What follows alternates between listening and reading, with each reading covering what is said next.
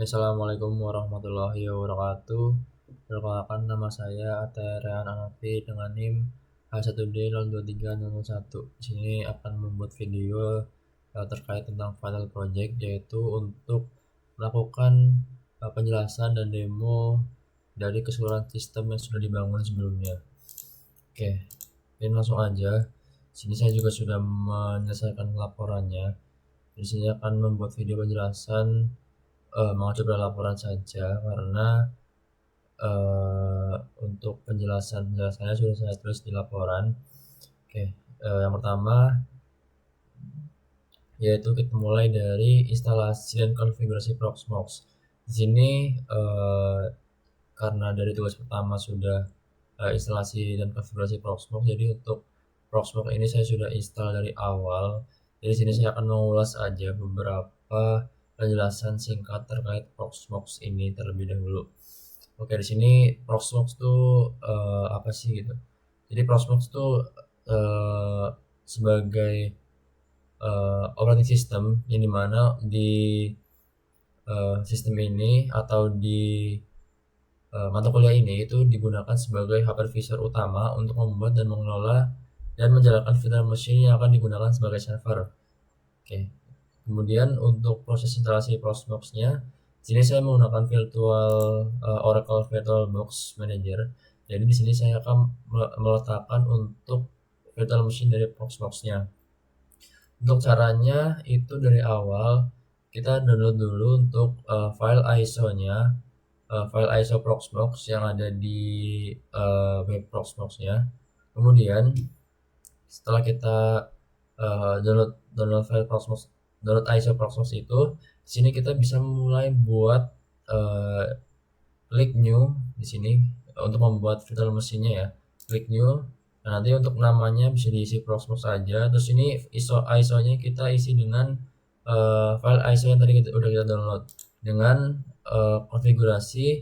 Jadi karena ini saya sudah install, jadi konfigurasi saya kurang lebih saya tulis di laporan seperti ini. Jadi untuk namanya Proxmox, untuk tipenya Linux, versinya Debian, untuk RAM-nya 8GB dan untuk CPU-nya 2 core.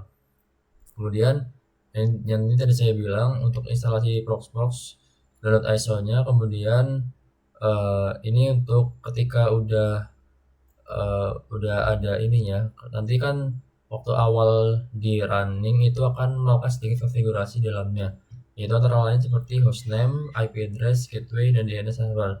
Di sini kurang lebih untuk awal itu saya menggunakan network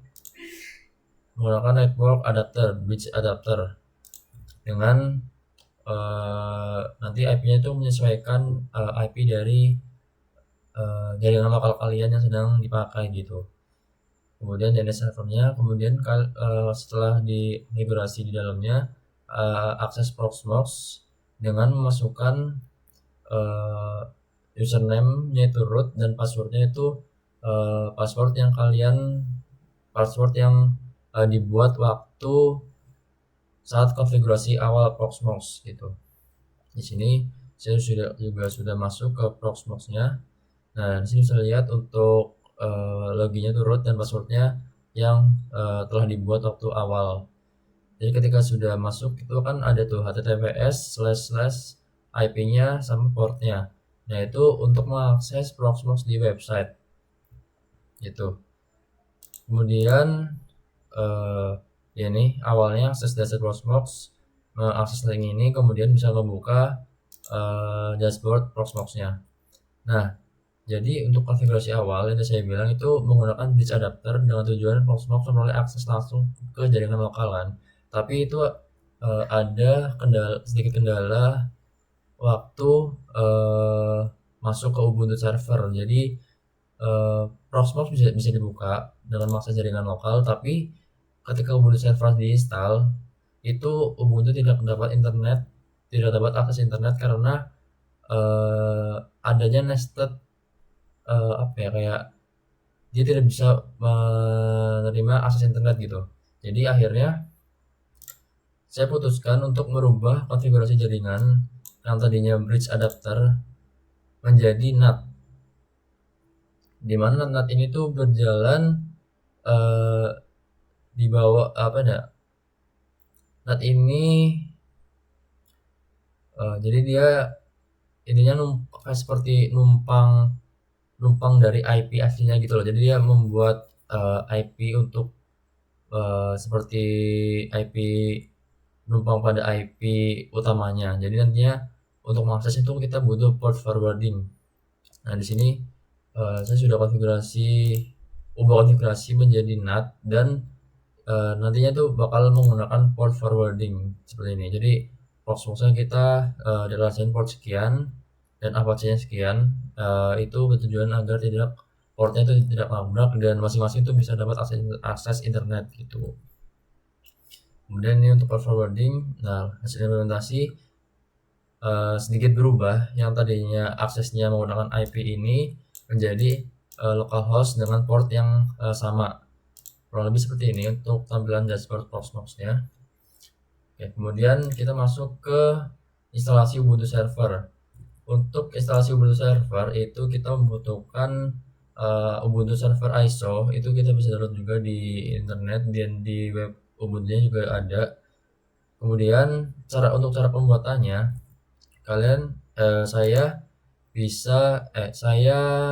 caranya adalah untuk ketika membuat virtual machine baru di Proxmox ini, itu bisa create VM, kemudian nanti pilih get VM, kemudian nanti ada konfigurasi awalnya. Karena saya sudah install di sini untuk konfigurasi awalnya kurang lebih seperti ini. Untuk node-nya default, VM ID-nya itu otomatis 100. Untuk namanya itu sesuai ketentuan, yaitu NIM dan NIM saya sama namanya. Kemudian untuk ISO image ini diisi dengan Ubuntu server ISO, yang dimana ini seperti yang tadi saya bilang, itu download dari website Ubuntu-nya. Kemudian untuk disk size-nya kurang lebih 20-32 GB. Untuk CPU-nya 2 core, memorinya 4 GB. Nah, ini networknya bridge dan ini defaultnya segini aja. Kemudian untuk instalasi Ubuntu server, jadi ketika udah buat create VM itu akan masuk ke Ubuntu server ini, dan awal sebelum seperti ini itu nanti akan ada sedikit konfigurasi instalasi Ubuntu-nya tuh. Jadi kurang lebih nanti ikutin aja tahap-tahapan setelah instalasi awalnya. Nah, nanti akan masuk ke tampilan seperti ini, yang dimana nanti kita masukkan username sama password, dan username password ini kita buat waktu awal konfigurasi Ubuntu server setelah diinstal. Terus kemudian itu untuk instalasi Ubuntu server sudah seperti ini, artinya sudah jadi. Nah, kemudian untuk instalasi web server, database server, dan DNS server dan mail server di Ubuntu-nya. Jadi karena di sini saya sudah melakukan semua instalasi, mungkin saya akan jelasin dikit terlebih dahulu untuk tools dan environment yang digunakan itu apa aja sih. Ini yang pertama itu Ubuntu server, jelas untuk sistem operasi server utama. Kemudian ada Apache untuk web server, ada MySQL untuk database server, untuk ada Bind9 untuk DNS server, ada Postfix untuk mail server, dan ada terminal Ubuntu untuk konfigurasi command line. Oke, di sini masuk ke instalasi web server. Untuk instalasi web server, pertama kita jalanin dulu sudah PD upgrade untuk memastikan bahwa package yang kita punya itu sudah package yang terbaru. Kemudian untuk command kedua yaitu untuk menginstal Apache-nya. Jadi bisa cek aja untuk mengecek apakah Apache sudah running atau belum.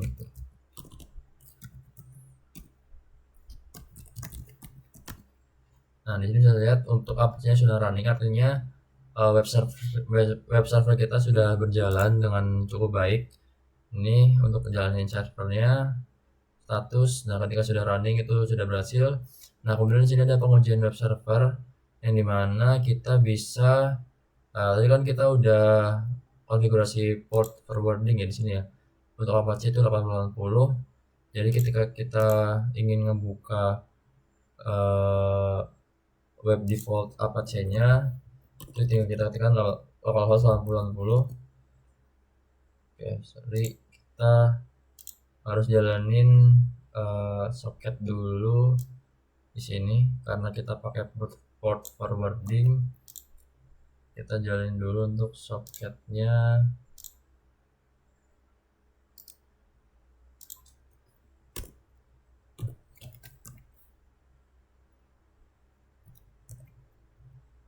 Nah, ini soketnya, kemudian kita buka aja untuk localhost 40. Oke, saya belum mengubah ke default Apache-nya ya.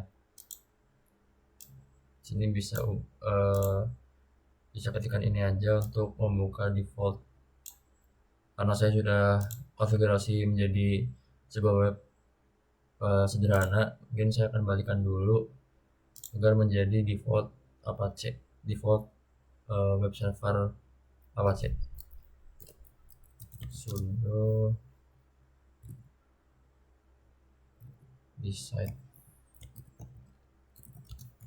site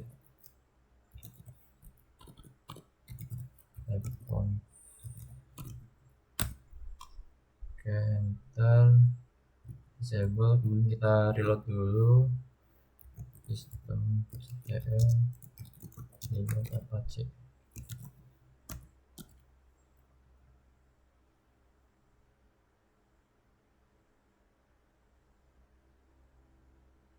Oh, password.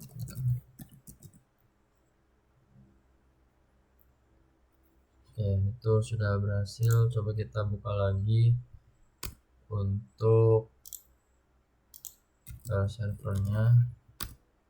Nah, di sini untuk default Apache web servernya sudah berhasil ditampilkan. Kemudian selanjutnya itu instalasi database server. Itu sebenarnya prosesnya sama. Kita jalanin ini untuk install database servernya, kemudian kita coba jalanin dengan ngejalanin komen seperti tadi.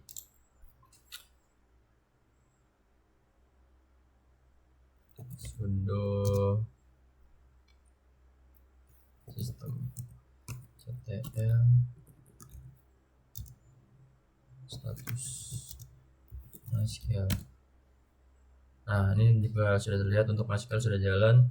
Kemudian kita untuk pengujiannya, kita coba login ke MySQL-nya. Nah, ini kan sudah berubah nih MySQL. Jadi contohnya kita mau melihat sebuah database ya. Di sini juga saya sudah coba membuat sebuah database bernama testdb. Kemudian kita cek aja apakah sudah ada untuk database-nya. Nah, di sini bisa dilihat untuk database testdb sudah ada. Kita exit aja. Kemudian selanjutnya itu instalasi konfigurasi DNS server. Kita menggunakan bind9 berikut untuk command line-nya. Kemudian untuk cara konfigurasinya kurang lebih seperti ini.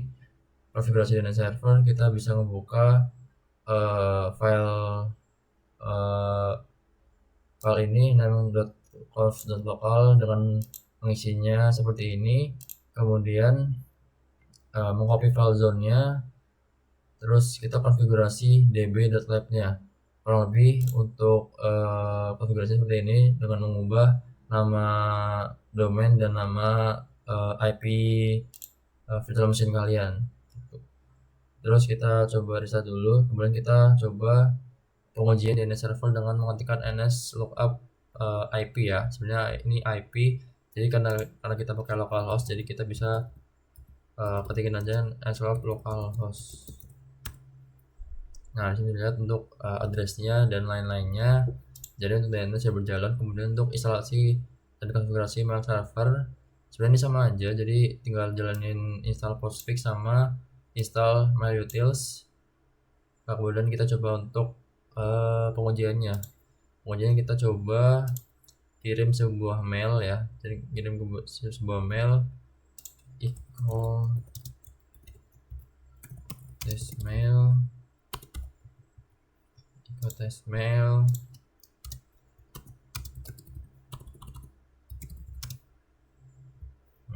min s sama namanya.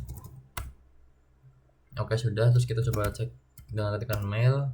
Di sini sudah tertera nih satu message, satu new. Itu artinya adalah satu pesan baru. Dengan kalau kita mau melihat pesannya, kita ketik satu aja, habis itu enter. Nah, di sini bisa terlihat untuk mail yang barusan terkirim. Oke, begitu untuk mail server. Dan kita key aja quit. Terus yaitu adalah ini konfigurasi web server dan domain. Jadi kita ngebuat sebuah web sederhana dengan output seperti web server aktif, name, nama. Kemudian kita sedikit konfigurasi Apache karena kita pakai web server Apache. Kita konfigurasi untuk Apache-nya, kemudian kita uji di browser.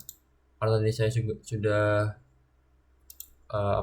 sudah coba untuk membukanya. Di sini saya balikan dulu untuk agar tampilannya itu ke web yang sudah kita bikin. Sudo a2 insight lab.conf. Nah, di sini tinggal kita reload dulu. Reload Apache. Nah, di sini kita bikin password dulu. Nah, kita berhasil. Kemudian di sini kita coba buka untuk web servernya, isinya. Oke, masih belum buka.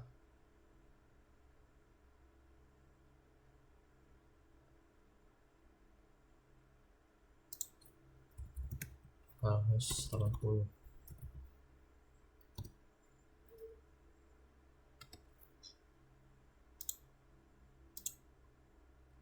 Oke, maaf tadi ada sedikit kendala.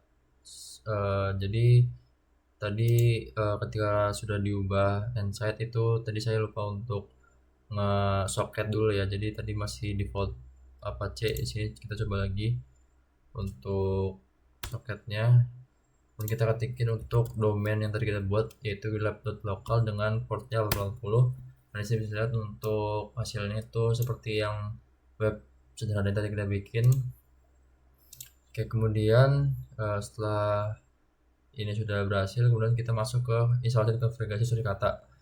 Jadi tujuan untuk instalasi ini itu Surikata itu sebagai sistem pengelolaan jaringan menggunakan Surikata sebagai intrusion detection system. Jadi digunakan untuk membantu memantau lalu lintas jaringan secara real time dan mendeteksi aktivitas mencurigakan atau potensi serangan yang terjadi.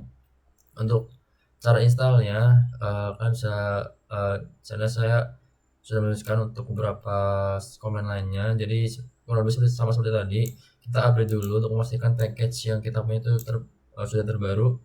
Ini untuk instalasinya. Kemudian ini untuk mengecek apakah Surikata sudah berhasil di install. Oke, kita coba aja Surikata. Nah, di sini karena saya sudah install, jadi Surikatanya sudah terinstall dengan versi 7.0.3.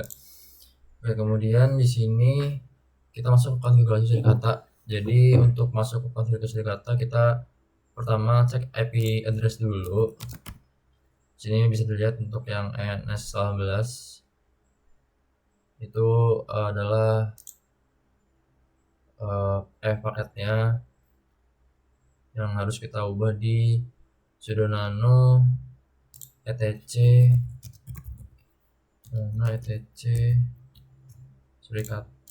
Surikata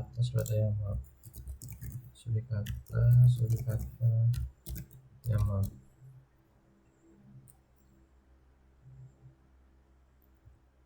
Sorry, ada typo sedikit.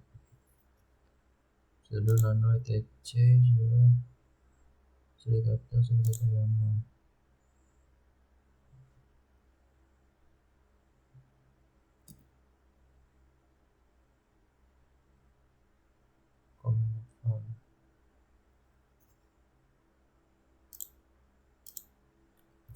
Oke, untuk cara membuka konfigurasi Surikata, kita bisa ketikkan sudo nano etc surikata.yaml. Nah, di sini sudah terbuka untuk konfigurasinya. Yang perlu kita ubah adalah untuk AF paketnya kita ubah menjadi NS18. Kemudian untuk home netnya kita ubah jadi subnet yang kita punya. Di sini saya menggunakan NAT. Jadi untuk subnetnya 10.0.2/24 sudah saya ubah. Kemudian untuk rulesnya kita tambahkan local.rules. Ini adalah nanti file yang akan kita gunakan untuk membuat semua rules yang ingin kita buat.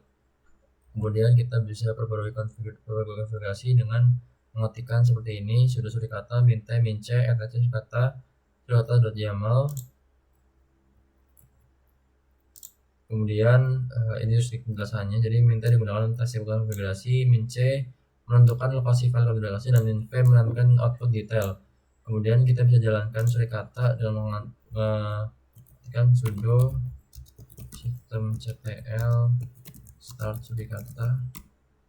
Kemudian kita bisa cek statusnya terlebih dahulu. Status. Nah, di sini untuk surikata sudah running. Kemudian kita menuliskan rules dulu. Jadi di sini untuk membuka rulesnya bisa ketikkan sudo nano etc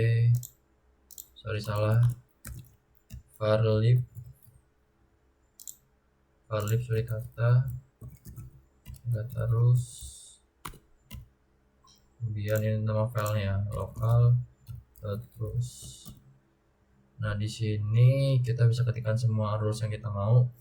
Di sini saya sudah kasih contoh satu rules, di mana ini adalah untuk mendeteksi ketika ada ping ke IP yang kita punya. Jadi dia akan mengeluarkan output ping detected dengan alert. Kemudian bisa simpan rules, kemudian di start surikata, lalu jalankan ulang untuk statusnya. Kemudian untuk pengujiannya kita bisa ketikkan sudo tailminf varlog surikata fastlog untuk melihat log-log yang sudah terdeteksi oleh surikata. Ini bisa contoh aja sudo tailminf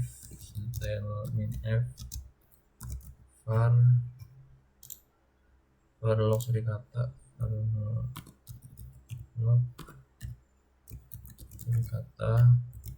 fastlog. Nah, di sini sudah ada beberapa yang terdetek ketika kita ping, kurang lebih seperti ini untuk outputnya. Jadi itu untuk surikata. Kemudian kita masuk ke instalasi konfigurasi sistem monitoring server di Grafana. Nah, kalau Grafana ini kita butuh beberapa langkah sebelumnya, yaitu kita instalasi dulu Loki, kemudian untuk promtailnya juga. Nah, di sini karena saya sudah lakukan semuanya, jadi mungkin saya akan menjelaskan untuk Loki dan promtailnya secara jelas dan secara singkat aja. Jadi yang pertama untuk instalasi Loki, yaitu pertama membuat file directory konfigurasi, yaitu membuat file etc.loki. Kemudian kita download Loki dulu dengan menyimpannya di tmp. Untuk downloadnya seperti ini, dia akan mendownload sebuah zip. Kemudian kita unzip dulu untuk file ini. Kemudian kita bisa masukkan ke file yang tadi folder yang kita buat. Terus kita pindah lagi ke root, kita clear dulu, ketikkan chmod untuk agar Loki ini sudah berhasil. Terus kemudian ini ada konfigurasi Loki. Jadi untuk konfigurasi itu ada di etc loki config.yaml. Kemudian isi dengan seperti ini. Jadi kita ketikkan semua ini untuk nanti di IP address kita sesuaikan. Kemudian membuat service Loki dulu yang berada di /etc systemd system Loki service. Kemudian isi dengan ini, konfigurasi seperti ini. Terus kita mod ulang sampai kita aktifkan untuk saat Ubuntu server dihidupkan. Jadi ketika Ubuntu server hidup, itu Loki akan otomatis aktif. Sini untuk jalankan Loki, jadi saya akan coba untuk jalankan Loki aja karena saya sudah menjalankan semua konfigurasi. Start Loki. Maaf, salah.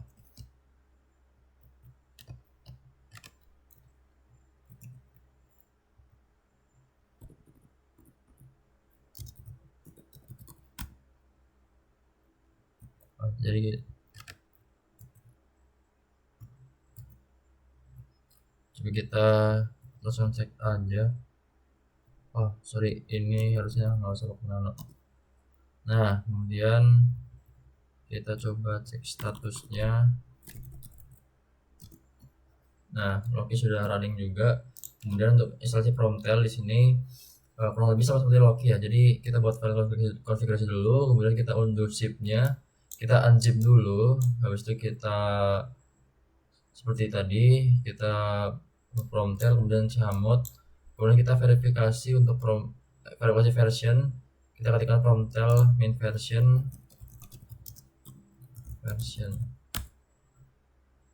kita sudah ada version dari Promtailnya. Kemudian konfigurasi Promtail ini untuk konfigurasi Promtail ada di folder etc promtail config.yaml. Kita ketikkan semua ini, kemudian kita simpan, lalu kita membuat service system Promtail yang dimana ada di komennya seperti ini, sudo nano etc system md system promtail.service, isi dengan konfigurasi seperti ini. Kemudian kita save, kita jalankan servicenya, kemudian kita jalankan untuk Promtailnya. Terus ini untuk menjalankan Promtailnya kita coba cek status aja langsung, karena saya sudah melakukan konfigurasi semuanya sebelumnya. Status Promtail.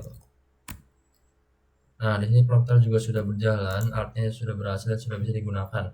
Nah yang terakhir yaitu untuk konfigurasi dan instalasi dashboard monitoring Grafana. Ini untuk kurang lebih downloadnya juga hanya mengikuti komen-komen yang sudah saya ringkas ini.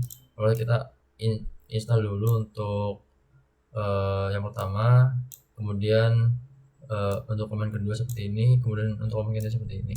Kemudian kita update daftar paket dan install Grafana dengan mengetikkan komen update, dan ini untuk menginstal Grafananya. Kemudian untuk menjalankan Grafana server, kemudian untuk enable atau mengaktifkan Grafananya.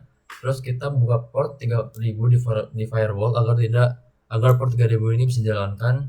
Kemudian karena tadi saya menggunakan networking NAT, jadi sini saya juga menambahkan port forwarding untuk Grafana dengan port 3000. Oke, agar nanti di browsernya bisa dibuka. Kemudian ini untuk konfigurasinya. Nah setelah itu kita bisa buka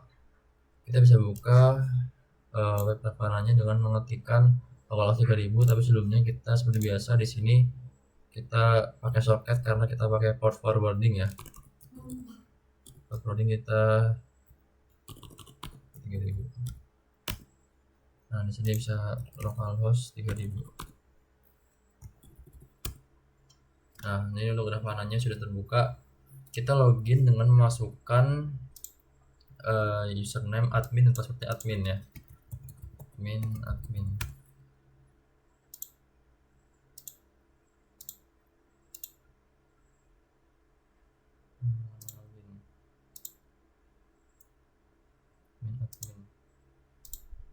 Sabar, ini ada kesalahan sedikit.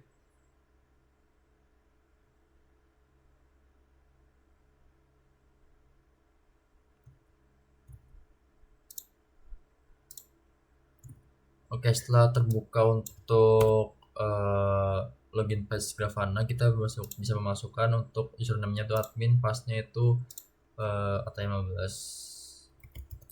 Admin ATA15. Nah, di sini bisa berhasil login. Nah, di sini tampilan awal dari dashboard Grafana, yang dimana kita bisa konfigurasi atau bisa melihat deteksi jaringan atau lalu lintas yang sedang terjadi. Nah di awalnya kemudian kita bisa masuk ke connection. Di sini bisa masuk ke connection dulu dari awal karena saya sudah melakukan juga connection data source connection. Nah di sini bisa pilih Loki, kemudian kita set URL untuk 3100 untuk mengintegrasikan dengan Suricata ya. Ini sudah terbaca juga. Kita port 3100, kemudian kita ke menu, pilih explore, explore, kita juga pilih Loki di sini. Kemudian coba kita ketik query surikata nih, surikata. Kemudian kita coba run aja. Nah, di sini sudah terlihat untuk grafik dari surikata sudah muncul. Kemudian ini untuk ke dashboardnya, ketika ingin membuat sebuah panel baru. Jadi di sini saya sudah membuat sebuah panel surikata. Nah, kita coba aja view. Sini sebenarnya untuk ini adalah untuk log yang sudah terdeteksi oleh Grafana yang sudah diintegrasi dengan surikata seperti itu. Kemudian ya ini cara membuat panel baru di dashboardnya, kurang lebih seperti ini. Nah, ini nanti kan ada seperti ini nih. Nanti bisa kita edit. Nah, di sini tuh ada log-log yang terdeteksi ketika ada ping ke IP yang kita punya. Dan ini tuh muncul karena tadi kita sudah membuat rules di konfigurasi rules surikata. Sini juga bisa, ini untuk apa namanya, untuk menyambungkan dengan surikata. Kemudian ya kurang lebih seperti itu untuk Grafana. Jadi Grafana ini gunanya untuk memonitoring sebuah lalu lintas di jaringan kita. Kemudian ini tuh terintegrasi dengan surikata. Jadi sebenarnya itu kurang lebih sama seperti surikata, ini untuk memonitoring. Cuma bedanya ini adalah dalam bentuk dashboard seperti itu.